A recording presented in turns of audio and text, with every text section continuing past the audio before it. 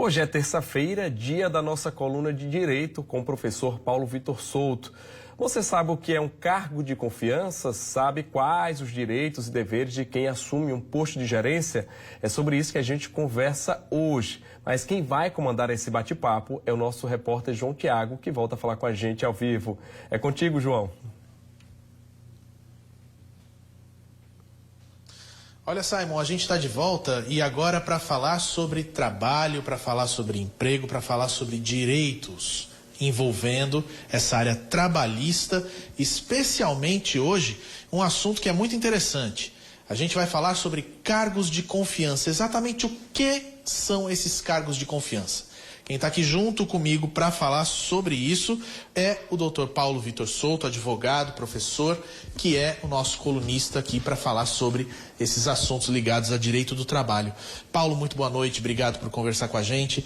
Antes de mais nada, esclarecer para as pessoas o que é esse cargo de confiança, para a gente ter isso bem claro para todo mundo.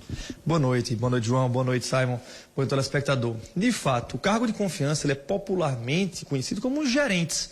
São aquelas pessoas que têm um poder de mando e gestão numa empresa, são aquelas pessoas que estão caracterizadas por uma autonomia de horário e que, eventualmente, elas têm uma gratificação de função para exercer essas funções.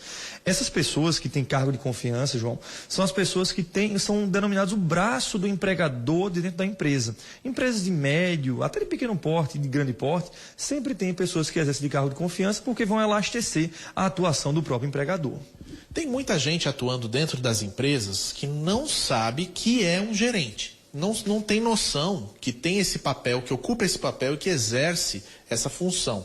Quais são as características, o que caracteriza esse gerente? Que a gente pode dizer legalmente, ele passa a ser um gerente a partir do momento que ele executa essas funções. São três funções características, três características básicas, na verdade. A primeira delas é a função, o mando, o poder de mando e gestão. Isso significa que ele tem autonomia de eventualmente punir um subordinado, eventualmente de contratar, de demitir, de gerar a escala daquela empresa. São poderes de gestão e operação da própria empresa. É a primeira característica. A segunda delas é a autonomia de horário. A autonomia de horário não significa que ele pode trabalhar de maneira exorbitante sem que haja controle. Não é isso. Ele pode ter autonomia de horário de trabalhar um pouco mais um dia e um pouco menos no outro, sem que haja controle de jornada efetiva. E, por fim, ele tem que ter uma gratificação de função que represente pelo menos 40% a mais do que os seus subordinados. E isso, de preferência, que seja consignado no contra-cheque com uma rubrica de gratificação. E não embutido no salário, porque termina gerando um prejuízo para o empregador, caso o empregado saia da função. Tem muita gente que acaba contratando as pessoas para que exerçam uma função de gerente, mas acabam não respeitando essas três características, né? De fato, João, uma das situações muito corriqueiras que a gente vê no direito do trabalho são as empresas efetuando a contratação de pessoas, dando título pomposo de cargo de confiança e de gerência, mas não dando autorização para que essas pessoas eventualmente venham a atuar com poder de mando e gestão, não dando a elas o poder, eventualmente, de ter uma autonomia de horário e exigindo um controle de jornada. Quando isso acontece, na verdade, é mais um artifício do empregador para se exonerar do pagamento das horas eventualmente extraordinárias que são trabalhadas. Se isso ficar comprovado, a simples denominação de gerência não vai exonerar o empregador de eventual pagamento de horas extras caso elas sejam laboradas. Então essa é a consequência de você contratar, entre aspas, um gerente, mas não cumprir com essas exigências. De fato, a principal situação é: contrata-se como gerente, eventualmente determina que ele trabalhe mais do que a jornada legalmente estabelecida e, com isso, fazer com que haja supressão do pagamento de horas extras. Mas se constatar que aquela pessoa não atua com cargo de gerência, com a função de confiança e com a autonomia de poder de mando de gestão, neste caso, em caso de judicialização, é muito provável que esse gerente, esse denominado gerente, venha a ter reconhecido efetivamente as horas extras, porque de fato assim eram elaboradas e ele não tinha a função de gerência efetiva. Então, a gente sabe que esses são os benefícios para o trabalhador. Mas para a empresa, quais são os benefícios de você ter um empregado que você considera ele como alguém de confiança a ponto de ser chamado de gerente? A função de gerência, como a gente disse logo nessa entrevista, é que ela é um braço operacional do empregador.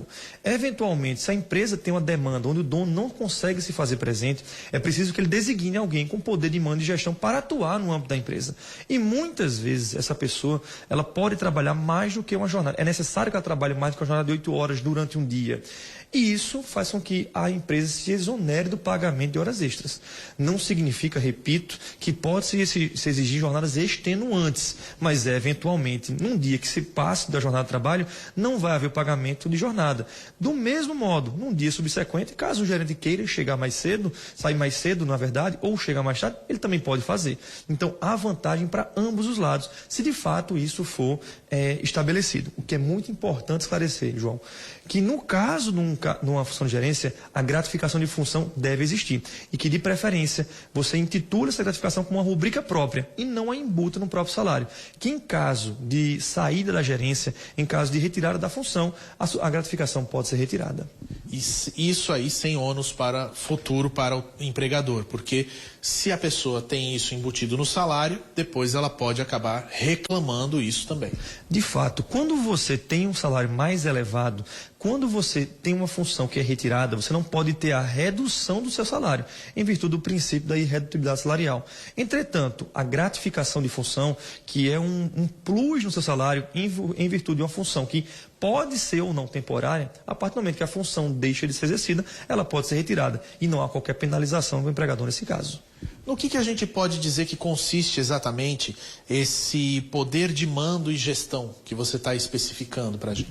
João, esse poder de mando e gestão é talvez a principal característica do cargo de confiança.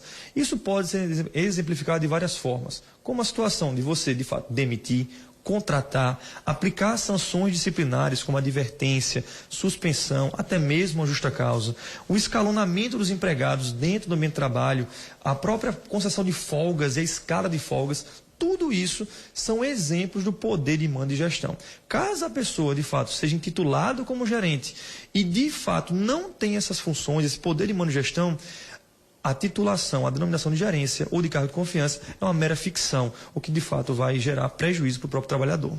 E é importante também a gente ter sempre em mente, enquanto empregador, a escolha por essa pessoa tem que ser uma escolha muito consciente, de que ela vai ter um papel muito importante dentro da empresa, dentro da própria logística e estratégia da empresa para crescimento, né? Não se pode escolher qualquer um. De fato, como o próprio nome diz, desse tipo de função, é um cargo de confiança. Então, invariavelmente, tem que ser uma pessoa que tem essa confiança, até porque tudo que o gerente, tudo que a pessoa que exerce um cargo de confiança fizer, vai vincular o empregador. Então, se eventualmente ele estabelece uma punição, se eventualmente ele estabelece uma escala, por mais que não seja um empregador e ele não concorde com isso, ele deu o poder de mando e gestão para o gerente fazê-lo. E se o fizer, o empregador estará vinculado às decisões operacionais do gerente, se assim for autorizado. Paulo, muito obrigado pelas informações. Tá aí, a gente teve esclarecido o que é esse cargo aí de confiança. Afinal de contas, é necessário escolher realmente com consciência quem é que vai ocupar esse cargo dentro das empresas. Simon, eu volto com você. Tá certo, João. Muito obrigado. Boa noite para você e bom descanso.